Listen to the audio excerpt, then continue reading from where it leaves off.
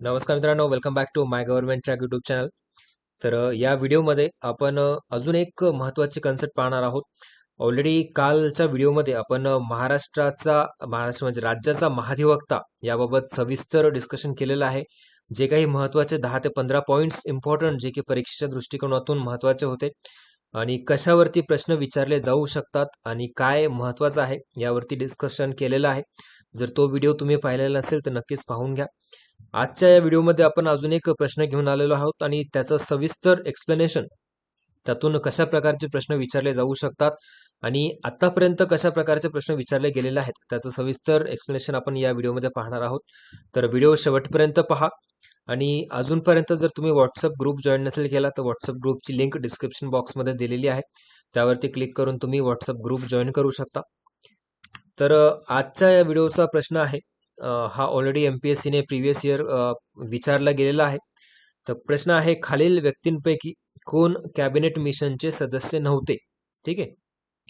Options पहा: sir William Wood, Lord Pethick Lawrence, sir Stafford Cripps आणि Alexander.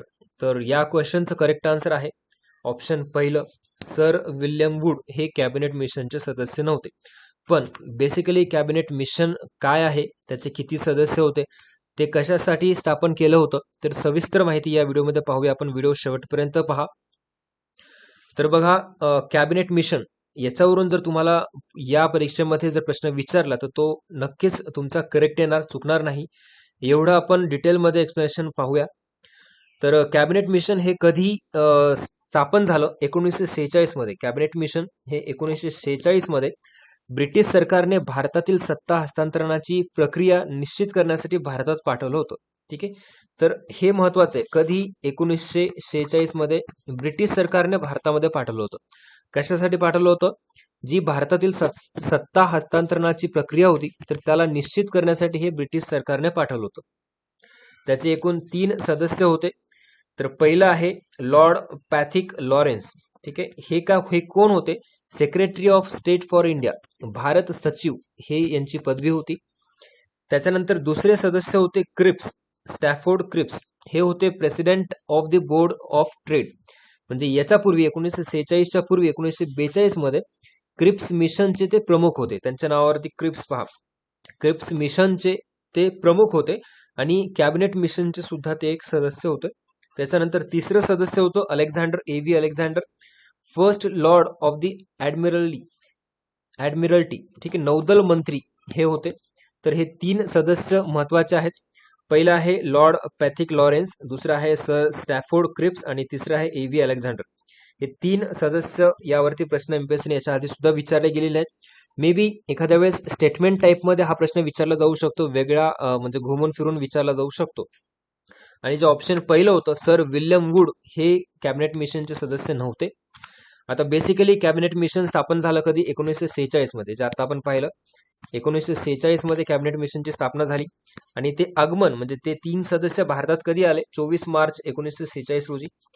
आणि त्यांना पाठवलं कोणी? ब्रिटनचे पंतप्रधान ॲटली यांनी त्यांना भारतामध्ये पाठवलं. ठीक आहे, क्लेमेंट ॲटली यांनी त्यांना भारतामध्ये पाठवलं. ही डेट लक्षात ठेवा. याच्यावरून स्टेटमेंट टाईपमध्ये प्रश्न विचारला जाऊ शकतो की 24 मार्च 1946 रोजी ते कॅबिनेट मिशन भारतामध्ये आलं. उद्दिष्ट काय होतं कॅबिनेट मिशनचं? तर भारताच्या स्वातंत्र्यासाठी घटनात्मक आराखडा तयार करणे हे त्यांचं उद्दिष्ट होतं. एक स्वातंत्र्यासाठी घटनात्मक आराखडा तयार करायचं होतं. भारतीय नेत्यांमध्ये समझोता घडून आणणे हे एक उद्दिष्ट होतं. कोणाकोणामध्ये समझोता घडून आणायचा होता? काँग्रेस आणि मुस्लिम लीग. ठीक आहे. आणि संविधान सभा स्थापन करणे. तर हे 3 मेन उद्दिष्ट होते त्यांची. एकतर स्वातंत्र्यासाठी घटनात्मक आराखडा तयार करणे, भारतीय नेत्यांमध्ये समझोता घडून आणणे आणि संविधान सभा स्थापन करणे. आणि प्रमुख प्रस्ताव जे कॅबिनेट मिशन भारतामध्ये आलं त्यांनी काय प्रस्ताव दिले? तर पहा, पहिला प्रस्ताव असा होता की संविधान तयार करण्यासाठी एक संविधान सभा स्थापन करणे, हे एक प्रस्ताव त्यांचा होता, संविधान सभा स्थापन करणे. त्याच्यानंतर भारतीय नेत्यांचा सहभाग असलेले एक तात्पुरते सरकार, इंटरिम गव्हर्नमेंट तयार करणे, हा एक प्रस्ताव होता. आणि भारत अखंड ठेवणे, कारण जे मुस्लिम लीग होती ती पाकिस्तानाची मागणी करत होती, तर पाकिस्तानाची मागणी या कॅबिनेट मिशनने नाकारली होती. भारत अखंड ठेवणे हा एक त्यांचा प्रयत्न किंवा प्रस्ताव होता. आणि त्याच्यानंतर त्यांनी 3 प्रांतांचे गट केले. ठीक आहे, 3 प्रांतांचे विभाजन केले. म्हणजे प्रत्येक प्रांताला 3 गटामध्ये त्यांनी विभाजन केलं. पहिला गट, दुसरा गट आणि तिसरा गट, अशा प्रकारे 3 गट त्यांनी तयार केले होते. तर हे एक प्रमुख प्रस्ताव होते कोणाचे, कॅबिनेट मिशनचे. आणि त्यांच्या मते केंद्र सरकारकडे फक्त 3 विषय असायला पाहिजे असं होतं, की संरक्षण, डिफेन्स, परराष्ट्र व्यवहार, फॉरेन अफेअर्स आणि कम्युनिकेशन, दळणवळण, हे 3 विषय केंद्र सरकारकडे त्यांचं म्हणणं होतं की ते ठेवा.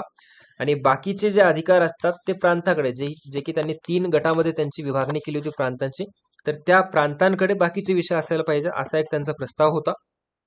आणि हे कॅबिनेट मिशन जे होतं ते अयशस्वी झालं, कारण काँग्रेस आणि मुस्लिम लीग याच्यामध्ये मतभेद होते. ठीक आहे, मुस्लिम लीगने पाकिस्तानच्या मागणीवर ठाम भूमिका घेतली होती.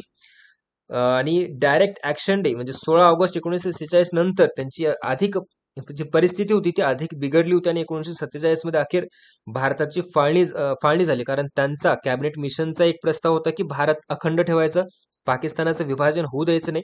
पण ते अयशस्वी झालं, कारण आपल्या काँग्रेस आणि मुस्लिम लीगमध्ये मतभेद होते त्याच्यामुळे. तर अशा प्रकारे हे कॅबिनेट मिशनचे एक उद्दिष्ट आणि त्यांचे प्रमुख प्रस्ताव आणि सदस्य आपण पाहिलेले आहेत. एक शॉर्टमध्ये जे आपण पाहिलं ते रिव्हिजन करूया. कॅबिनेट मिशन 1946 मध्ये आलेलं आहे. भारतामध्ये 24 मार्च 1946 रोजी आगमन झालं होतं. 3 सदस्य होते, Lord Pethick Lawrence, Stafford Cripps आणि Alexander AV Alexander. William wood हा सदस्य नव्हता. याच्यावरती प्रश्न विचारला गेलेला होता आपल्याला. कॅबिनेट मिशनने पाकिस्तानाची मागणी स्वीकारली नव्हती. संविधान सभेची कल्पना कॅबिनेट मिशनने दिली होती. इंटरिम गव्हर्नमेंट, अंतरिम सरकार स्थापन करण्याची शिफारस त्यांनी केली होती.